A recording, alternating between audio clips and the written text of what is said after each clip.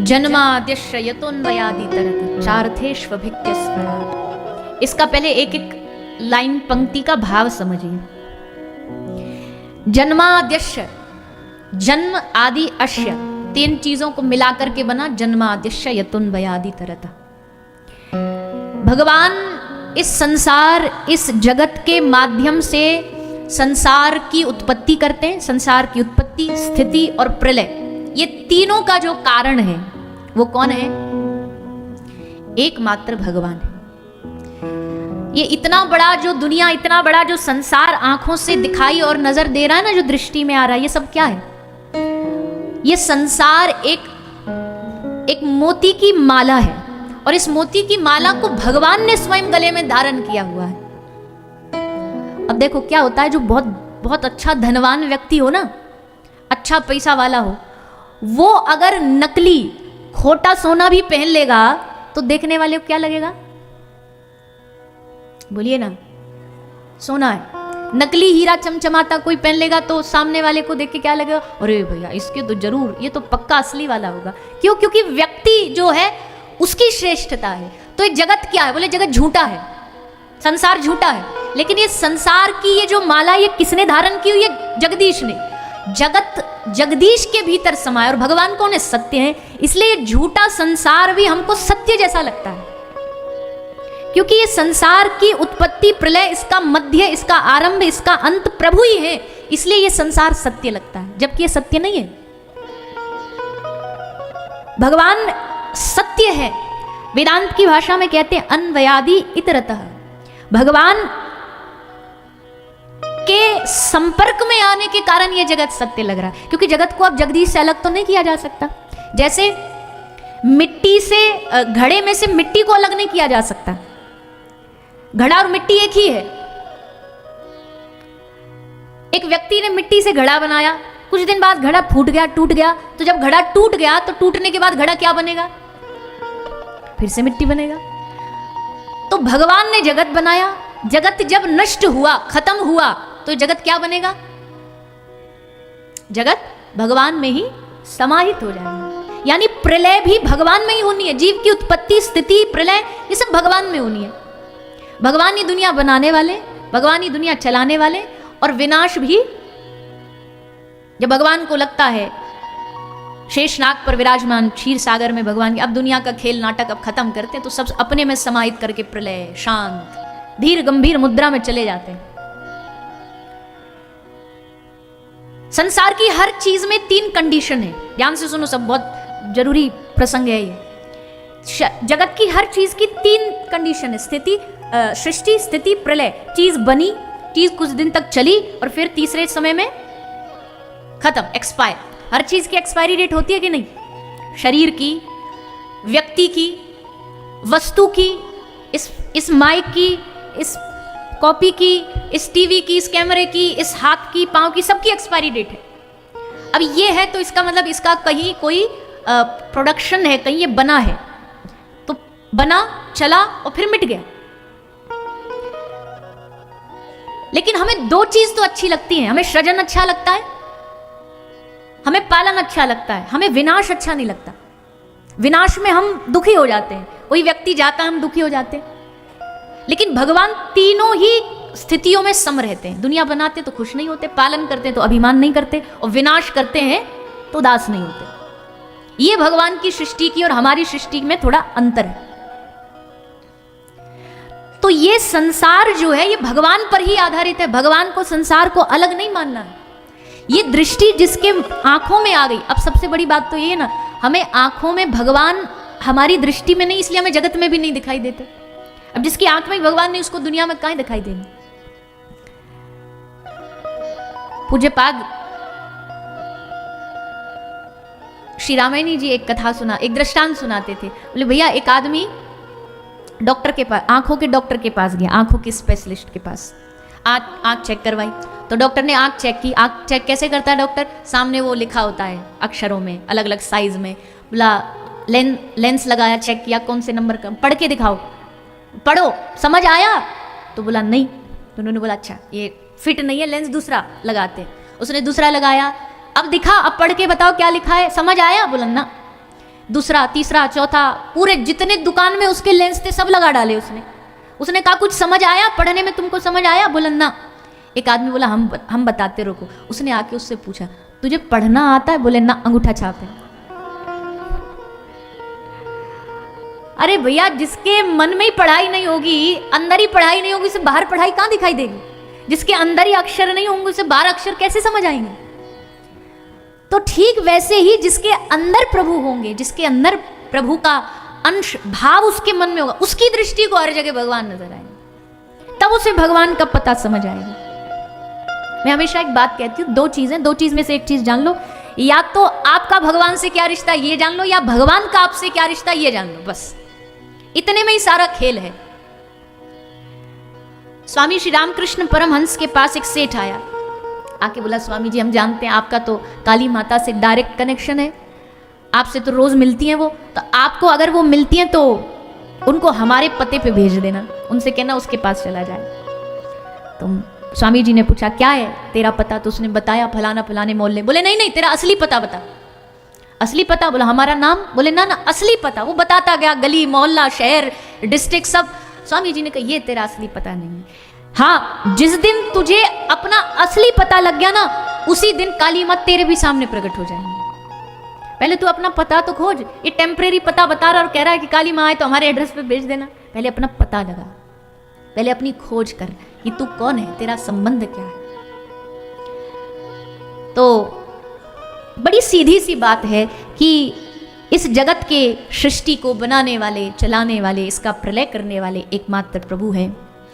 जन्माद्यश्य यतोन्वयादितरतश्चार्थेष्वभिज्ञ स्वराट तेने ब्रह्म हृदयाय आदिकवये। आदिकवये माने ब्रह्मा। आदिकवये ब्रह्मा जी भी जिनकी सृष्टि से उत्पन्न हुए, जिनके अंश से, तेजो वारी मृदाम यथा विनिमयो यत्र शर्गो मृषा धामना स्वेन सदा निरस्त कुहुकम सत्यम परम धीमहि। अच्छा, जब व्यास जी ने कलम निकाल के भागवत जी को लिखना शुरू किया ना, तो सारे देवता खड़े हो गए। क्या लालच लेकर के? देखो भाई, बहुत इंपॉर्टेंट बात होती है कि जिस ग्रंथ की शुरुआत के मंगलाचरण में जिस देवता को प्रणाम किया जाए ना, तो समझ लो कि ये ग्रंथ उसी देवता का है। मान लो लिख दिया ओम गण गणपतये नमः, तो ना गणपति जी।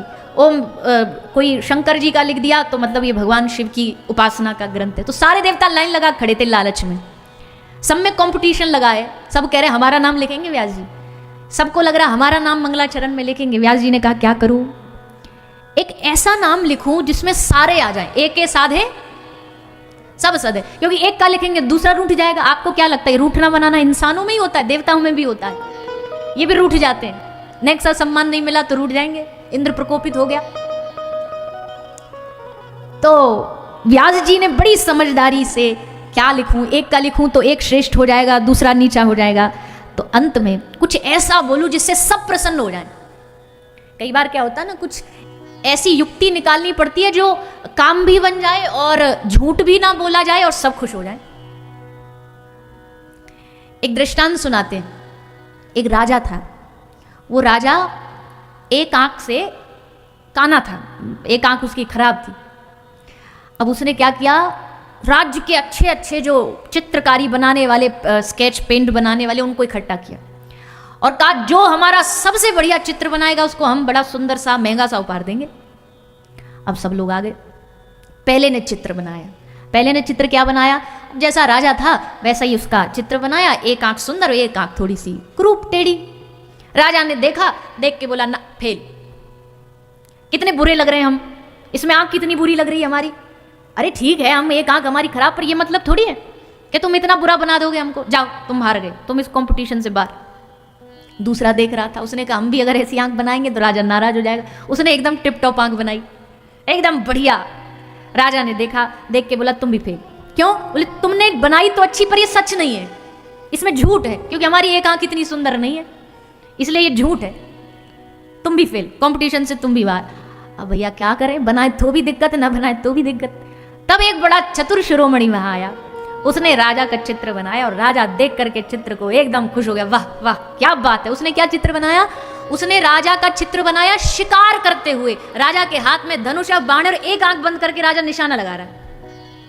और जैसे उसने बनाया, राजा बोला वाह वाह वाह क्या बात है, तुमने झूठ भी नहीं लिखा और हमको कुरूप भी नहीं होने दिया, इस पुरस्कार के अधिकारी तुम। मतलब क्या है? मतलब ये है कि सच तो हो। गोस्वामी तुलसीदास जी ने लिखा, सौरज धीरज तेहि रथ चाका, सत्यशील दृढ़ ध्वजा पताका। जब राम जी लंकेश से युद्ध करने आए तो विभीषण ने कहा, महाराज लंकेश के पास तो इतना सुंदर रथ है, आपके पास तो रथ ही नहीं है, रावण रथी विरथ रघुनाथा। तब राम जी ने वहां एक बहुत सुंदर, बहुत सारी चौपाई है उसकी, आप पढ़ के देखना, उसमें एक एक चीज बताई है। मेरा रथ धर्म का रथ है, मेरे पास धर्म रथ है, जिसके 2 पहिए हैं। कौन से? सौरज धीरज तेहि रथ चाका, सत्यशील। बोले सत्य तो हो पर शील युक्त सत्य होना चाहिए। अब अंधे को अंधा कहना है तो सच, पर शील युक्त सत्य नहीं है, उसको बुरा लगेगा। लंगड़े को लंगड़ा कहना बुरा लगे, इसलिए उसको सूरदास का है तो वो सत्य, पर उसमें शीलता आ गई। ऐसा सत्य जो ऐसा बोले जो सब प्रसन्न हो जाए और झूठ भी ना हो। इसलिए श्री व्यास जी ने न लिखा रामाम परम धीमहि, न लिखा कृष्णाम परम धीमहि, क्या लिखा? सत्यम परम धीमहि। इस संसार में एकमात्र सत्य कोई है तो कौन है? अच्छा चलो बताओ, शरीर सत्य है? नहीं है। जिस मकान में हम रहते हैं वो सत्य है? नहीं है। जिस शहर में हम रहते हैं, आगरा शहर सत्य है? ताजमहल सत्य है? एक समय बाद अवशेष भी नहीं मिलेगा कहीं। बड़े बड़े राजा महाराजा जिनके नाम से धरती कांपती थी, उनके वैभव से सारा दुनिया चकाचौंध हो जाती थी, आज नामो निशान भी नहीं बचा। बड़ी बड़ी पद्धतियां हमें हिस्ट्री में पढ़ाई जाती हैं, बड़ी बड़ी सिविलाइजेशंस, मोहनजोदाड़ो आज भी अवशेष मिलते हैं उसके, तो हल्ला मच जाता रहे उसके अवशेष मिले समुद्र में। हड़प्पा पद्धति, कहां निगल गए, कहां धरती में जमीन में धस गए, कौन जानता है। कुछ नहीं बचेगा भैया। शहर चाहे कोई कितना बड़ा, वो भी सत्य नहीं है। जिस देश में हम रहते हैं वो सत्य है? वो भी सत्य नहीं है। जिस धरती पे हम रहते हैं वो सत्य है? अब थोड़े से कंफ्यूज लग रहे हो आप, नहीं है, वो भी सत्य नहीं है। तो फिर सत्य क्या है? सत्य है राम नाम सत्य है, सत्य यही कत्य है। सबका एकमात्र अंत में निचोड़ यही निकला। ये जो चला गया उसके लिए नहीं है ये राम नाम सत्य, जो रह गए उनको बताने के लिए है पीछे पीछे कि भैया जो तुम पीछे चल रहे हो ना, नारा लगाते लगाते तुम समझ जाओ राम नाम ही सत्य है, इसके अलावा कुछ सत्य नहीं है। कई बार मजाक में कहती हूँ, बोले भैया लोगों ने इसको स्लोगन बना दिया है, ये डायलॉग बन गया लोगों के लिए। किसी का ब्याह शादी चल रहा है और तुम जा करके कह दो भैया राम नाम सत्य है, तो डंडा लेके मारने दौड़ पड़े, तेरी इतनी हिम्मत। अब बता इसमें कोई गलत बात है? कोई झूठ कह रहा है वो? पर जीते जी हमको ये सुनना नहीं, जीते जी हमको माइंड में बात आने नहीं देनी कि राम नाम सत्य है। ये तो मरने का स्लोगन है, मरने का नहीं है ये जीते जी समझने का है। कोई राम नाम सत्य बोल, अरे आप शगुन ना ऐसा नहीं बोलो, ये तो गलत बात है। काहे की गलत बात है? जब दुनिया में अंत में कुछ नहीं, जब कुछ नहीं था तब भी राम नाम था, जब सब कुछ है तब भी राम नाम है, और जब कुछ भी नहीं बचेगा तब भी राम नाम ही बचेगा। इसलिए जन्म आदि आश्रय सबको, सबका मूल कोई है तो वो है सत्यम परम धीमहि। अब देखो सत्य लिख दिया ना, सब खुश हो गए। अब ना तो गणपति जी नाराज, ना हनुमान जी नाराज, और क्योंकि सारे, अच्छा केवल अपनी बात नहीं कर रहे हम, सारे जगत के धर्म संप्रदाय सत्य को मानते हैं। सत्यम शिवम सुंदरम। कोई देवी का भक्त हो तो क्या कहता है जयकारा लगाते हुए? सांचे दरबार कीजिए।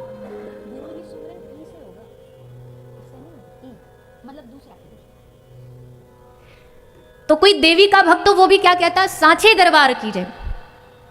पंजाब चले जाओ, आद सच जुगाद सच, सत श्री अकाल, वहां भी सत्य है। सब जगह सत्य की ही पूजा है, सत्य ही प्रमाण है, सबका आधार सत्य है। तुम राम वाले हो, कृष्ण वाले हो, दुर्गा वाले हो, चाहे तुम किसी को भी मानने वाले हो, सत्य को तो सबको मानना पड़ेगा। कोई कितने भी धर्म के नाम पे लड़ ले भैया, पर मूल में तो सबका सत्य ही है। सत्य है, सनातन है, नित्य निरंतर है, कभी न मिटने वाला है। इसलिए व्यास जी ने बड़ी सुंदरता से भागवत कथा का मंगलाचरण किया इस श्लोक के साथ, बड़ी सुंदर व्याख्या करी। अच्छा, अब सत्य में भी, अब सत्य भी कई प्रकार की उसमें गुण गिने गए हैं। एक व्यवहारु सत्य होता है, एक परम सत्य होता है। भगवान कौन है? सत्यम परम, परम सत्य है। परम सत्य की यहां पर वंदना की गई है।